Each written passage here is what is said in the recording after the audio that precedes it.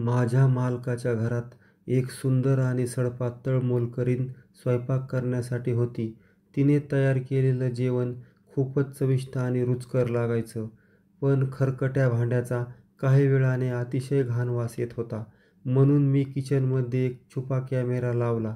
तेव्हा असं काही पाहिलं की माझ्या अंगावर तर काटाच फुटला. ती मोलकरीण तर किचन ओट्यावरच बसून, "माझं नाव चंदू आहे.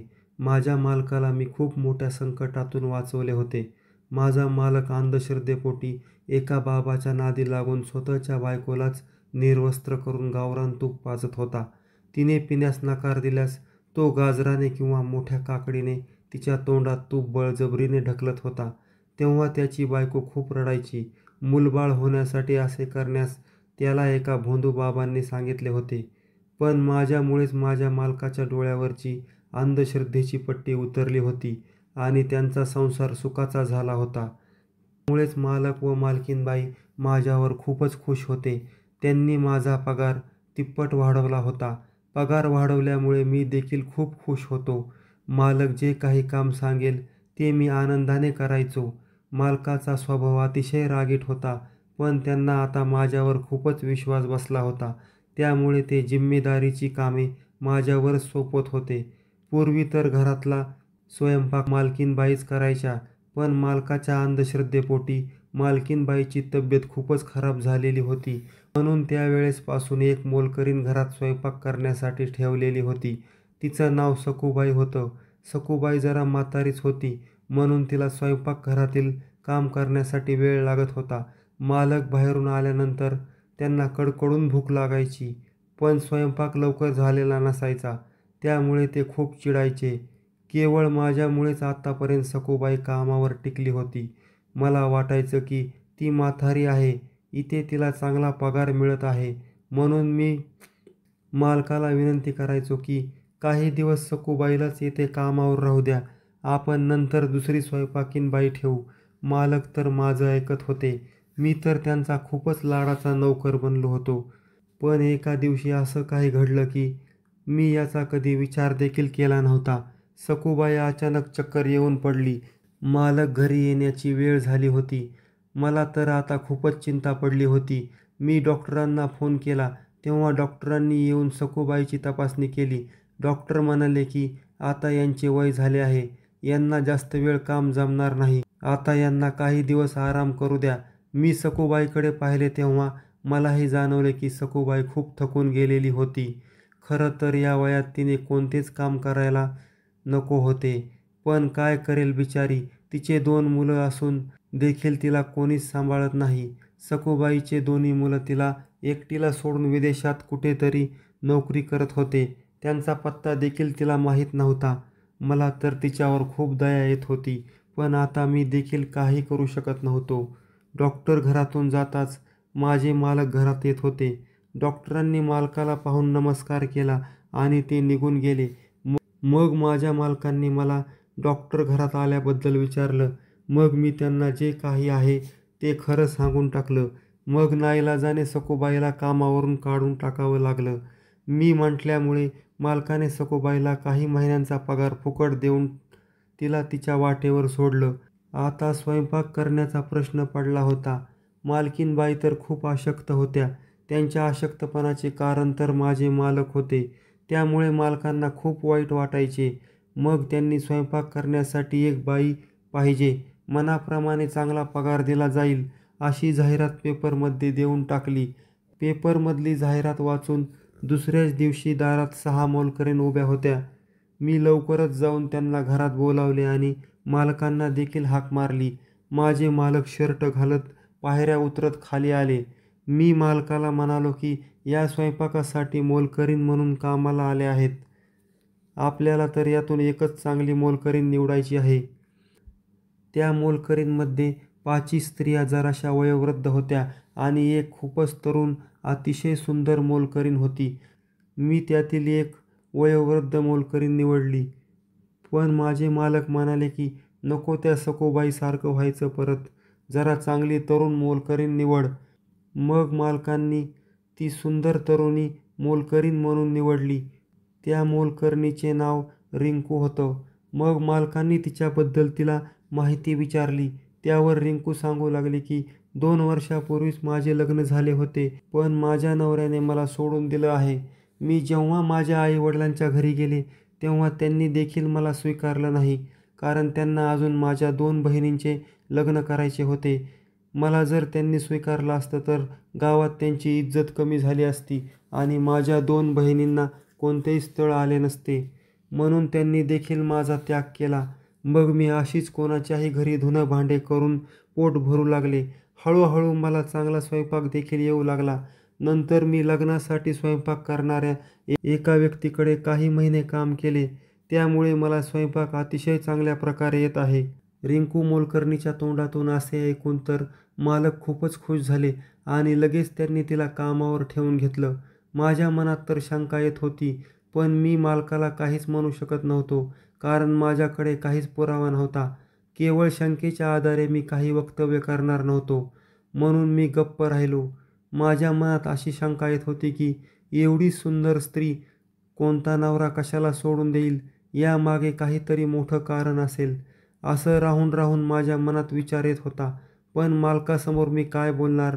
राजा बोला आणि दल हलं, या म्हणीप्रमाणे मी गप्पच राहिलो. आता ती रिंकू मोलकरीण रोज घरी येऊन स्वयंपाक करू लागली होती. ती मला बाजारातून वेगवेगळे पदार्थ आणायला सांगायची. तिने केलेला स्वयंपाक खूप चमचमीत असायचा. काही दिवस मालकीणबाईने कसेबसे जेवण केले, पण त्यांना पित्ताचा त्रास होऊ लागला. त्यामुळे एके दिवशी मालक रिंकूला चांगलेच बोलले.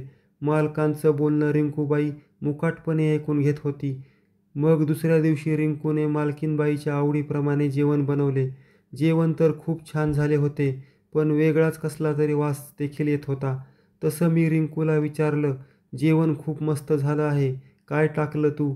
मी असं म्हटल्यावर ती म्हणाली, चंद्रू, जीव लावून काही पण बनवलं ना, ते गोड होतच असतं. असं बोलून ती माझ्याकडे पाहत तिथून निघून गेली. मी जेव्हा पण रिंकूसमोर येईल तेव्हा रिंकू माझ्याजवळ येण्याचा प्रयत्न करायची, पण मी तिला वेळोवेळी टाळत होतो. मी काही दिवसापासून पाहत होतो की तिचं वागणं जरा बदललंच होतं. मालकाने शेतामध्ये ऊस लावला होता. तो आता कापणीसाठी आला होता, म्हणून मालक मला घेऊन गडबडीने सकाळी नाश्ता करून शेताकडे निघणार होते. मग नाश्ता घेऊन रिंकू धावत आली. तिने मालकाला ताट वाढले. माझ्यासमोर ताट वाढताना तिने तिचा पदर जाणीवपूर्वक पाडला. तिचं असं वागलेलं पाहून मालकाला देखील खूप राग आला. माझ्या मालकाने तिला चांगलेच खडसावले. मालक म्हणाले की इथून पुढे माणसात येताना नीट पदर घेऊन यायचं आणि अजून खूप काही बोलले. त्यांचं बोललेलं सर्व रिंकूने गपचीप ऐकून घेतलं आणि ती किचनमध्ये निघून गेली. रिंकूला मालक असं बोललेलं पाहून मला खूप वाईट वाटलं. माझ्यामुळे या बिचाऱ्या रिंकूला मालक नाही नाही ते बोलले. माझ्यामुळे कुणाला झालेला त्रास मला कधीच आवडत नाही. मग शेतातून घरी आल्यानंतर रिंकू तिच्या घरी निघाली होती. तेव्हा मी तिला जरासं बाजूला पाहून सॉरी म्हणालो. मी सॉरी म्हणताच रिंकू माझ्या गळ्यातच पडली आणि रडू लागली. मला तर हे खूपच विचित्र वाटलं, पण मी काहीच करू शकत नव्हतो. मी तिला हळूच बाजूला सरकावले आणि तिला व्यवस्थित घरी जाण्यास सांगितले. रिंकू रोजच माझ्याजवळ येण्याचा प्रयत्न करायची, पण मी तिला टाळत होतो. या गोष्टीचा तिला खूप राग आला, पण मी काही तिच्या नादी लागू शकत नव्हतो, कारण माझं लग्न झालेलं होतं. दुसऱ्या दिवशी अचानक मालकीणबाईच्या पोटात दुखू लागले. डॉक्टरांनी घरी येऊन तपासणी केली, पण आजाराचा काहीच मेळ लागला नाही. डॉक्टर गोळ्या देऊन निघून गेले. नंतर 2-3 दिवसांनी मालकाच्याही पोटात दुखू लागले.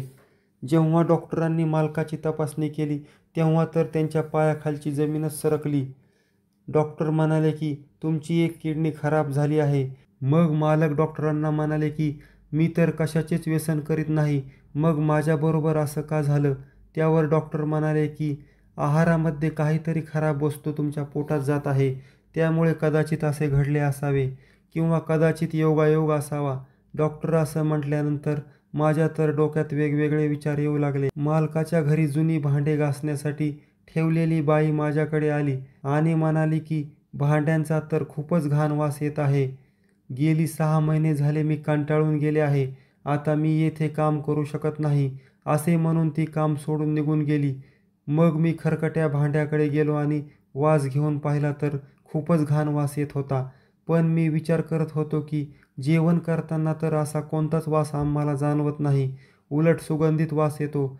मग भांडी खरकटी राहिल्यानंतर हा वास कुठून आला असावा, याचाच मी विचार करत होतो. त्यातच मालकीनबाईचं व मालकाचं पोट दुखत होतं. मालक आता काम सोडून घरातच आराम करत होते. मालकाची ही अवस्था पाहून तर मला खूपच वाईट वाटू लागलं. मला कळत नव्हतं की मी त्यांच्यासाठी आता काय करू. मी रात्रभर कसलंच झोपलो नाही. मी विचार करत होतो की मालकाची अशी अवस्था नेमकं कशामुळे झाली असावा. आता मला त्या खरकट्या भांड्यावर शंका येऊ लागली होती. म्हणून मी किचनमध्ये कोणालाच न कळता एक छुपा कॅमेरा बसवला होता. मालक आजारी असल्यामुळे मालकाच्या सर्व कामाची जिम्मेदारी आता माझ्यावरच आली होती. मग दुसऱ्या दिवशी कामावरून निवांत आल्यानंतर मी किचनमध्ये लावलेल्या कॅमेऱ्याचा व्हिडिओ पाहू लागलो. मी व्हिडिओ खूप वेळ बघत होतो. रात्रीच्या 12 वाजले होते. कंटाळा आला म्हणून मी व्हिडिओ बंद करणार तेवढ्यात मला त्या व्हिडिओमध्ये असे काही विचित्र दृश्य दिसले की मला माझ्या डोळ्यावर देखील विश्वास बसला नाही. मी एवढं दुष्ट कृत्य कधीच पाहिलं नव्हतं. त्या व्हिडिओमधलं प्रकरण पाहून माझ्या तर पूर्ण अंगावर काटाच फुटला होता. त्या व्हिडिओमध्ये असे काही होते की पोळ्या करण्यासाठी घेतलेलं कणकेच्या पिठात रिंकू मोलकरीण चक्क लघुशंका करत होती आणि तिच्या लघुशंकेतच ती कणकेचं पीठ मळत होती आणि काहीतरी छोट्या बाटलीतलं अत्तरासारखं त्या कणकेत व भाजीमध्ये टाकत होती. म्हणजे एवढे दिवस ती माझ्या मालक व मालकीनबाईंना स्वतःच्या लघुशंकेत मळलेल्या पोळ्या खाऊ घालत होती. बरं झालं माझी बायको माझा डबा मला येथे आणून देत होती. मी नवीन मोलकरीण आल्यापासून इथे एकदाही जेवण केले नव्हते. रिंकूचं असं वागणं पाहून मला खूप राग आला. मी ताडकन रात्रीच उठून मालकाच्या रूमचा दरवाजा वाजवला आणि मालकाला झोपेतून उठवले आणि त्यांना घेऊन थेट माझ्या रूममध्ये गेलो व तो व्हिडिओ दाखवला. तो व्हिडिओ पाहून माझ्या मालकाने तर उलट्याच केल्या. मालक चक्कर येऊनच खाली पडले. मग मी मालकांना कसाबसा आधार दिला व त्यांना स्वच्छ पाणी पिण्यासाठी दिले. रिंकूचं असं कृत्य पाहून मालकाला देखील खूप राग आला. आधीच माझे मालक खूप रागीट स्वभावाचे होते. त्यातच त्यांचे डोळे आता लाल झाले होते. मग सकाळी सकाळी रिंकू कामावर येताच मालकाने तिला बोलावून घेतले आणि तिच्या 2-3 काना खाली दिल्या आणि पोलिसांना फोन केला. मग रिंकू रडू लागली आणि म्हणाली की साहेब मला माफ करा, मी चुकले. मी असे नव्हते करायला पाहिजे. मी कामावर आल्यानंतर काही दिवसांनी तुम्ही मला रागाने ओरडलात म्हणून मी राग धरून असे दुष्कृत्य केले. मला माफ करा. असं म्हणून रिंकू मोठमोठ्याने रडू लागली. रिंकूने खूप घाणेरडे कृत्य केलं होतं. ते माफ करण्यासारखं नव्हतं म्हणून मी देखील आता काहीच बोललो नाही. मालकाने व मी ही गोष्ट मालकीनबाईंपर्यंत पोहोचू दिली नाही. जर ही गोष्ट मालकीनबाईंना माहीत झाली असती तर त्यांनी जीवच सोडून दिला असता. असा किळसवाणा प्रकार त्यांना कधीही सहन झाला नसता. पोलीस आल्यानंतर मालकांनी पोलिसांना रिंकूचा हा घाणेरडा प्रकार उघड करून सांगितला. त्यानंतर पोलिसांनी लगेच रिंकूला आपल्या ताब्यात घेतले आणि तिला चांगलीच शिक्षा केली. पण ही बातमी आम्ही लपवून ठेवू शकलो नाहीत. दुसऱ्याच दिवशी ही बातमी टीव्ही व पेपरला सगळीकडे पसरली. मोलकरीणने लघुशंकेत स्वयंपाक करून 6 महिने आपल्या मालकांना जेवण दिले. मालकांची तर सगळीच इज्जत धुळीला मिळाली होती. घरातून बाहेर जाताच लोक त्यांच्याकडे पाहून हसत होते. मालकांना त्यांचा मूर्खपणा चांगलाच भावला होता. तरीही मी त्यांना सांगत होतो की चेहरा पाहून मोलकरीण ठेवू नका. ती तरुण होती, सुंदर सडपातळ होती म्हणून मालकांना वाटलं की चांगलं काम करेल. पण यात मालक फसलं होतं. त्यापेक्षा एखादी वयस्कर, चांगल्या स्वभावाची, माणुसकीची मोलकरीण ठेवली असती तर बरं झालं असतं. मी प्रत्येक वेळेस माझ्या मालकाला मोठमोठ्या प्रकरणातून वाचवले होते. पण या प्रकरणातून मी त्यांना वाचवू शकलो नाही कारण ते सुंदरतेच्या मोहात फसले होते. त्याला मी काहीच करू शकत नव्हतो. मग रात्री मालक माझ्याजवळ येऊन बसले आणि मला म्हणाले की चंद्रू, दरवेळेस मी तुझं ऐकतो आणि मोठ्या संकटातून वाचतो. पण यावेळेस मी तुझं ऐकलं नाही आणि हा असा प्रकार घडला. मग मी मालकाला सहानुभूती देऊन म्हणालो की जीवनात असं काही घडतच असतं. त्याकडे आपण लक्ष द्यायचं नाही. पुढे चालायचं असतं. लोक आज हसतील, उद्या विसरतील. लोकांचं काय? मग काही दिवसांनी मी सखूबाईच्या घरी जाऊन त्यांना परत कामावर घेऊन आलो. तेव्हा मालक काहीच बोलले नाहीत. ते थेट सखूबाईजवळ आले आणि त्यांनी त्यांची माफी मागितली. तेव्हा सखूबाईंनी त्यांना माफ केले, कारण सखूबाई तर मालकाच्या आईच्या वयाच्या होत्या. मग मालकांनी सखूबाईला विनंती केली की तुम्ही कायम इथेच राहायचे. मालक म्हणाले की आता सखूबाई तू माझी आईच आहेस. आता तू कायमच आमच्याजवळ राहायचं, कुठे जायचं नाही. मालकाच्या तोंडातून असं ऐकून सखूबाई देखील खूप खुश झाली. निराधार सखूबाईला आधार भेटल्यामुळे मला देखील खूप समाधान वाटले. कशी वाटली तुम्हाला ही स्टोरी? तुम्हाला ही कथा आवडली तर व्हिडिओला लाईक करा, शेअर करा आणि आमच्या चॅनलला सबस्क्राईब करा. धन्यवाद मित्रांनो.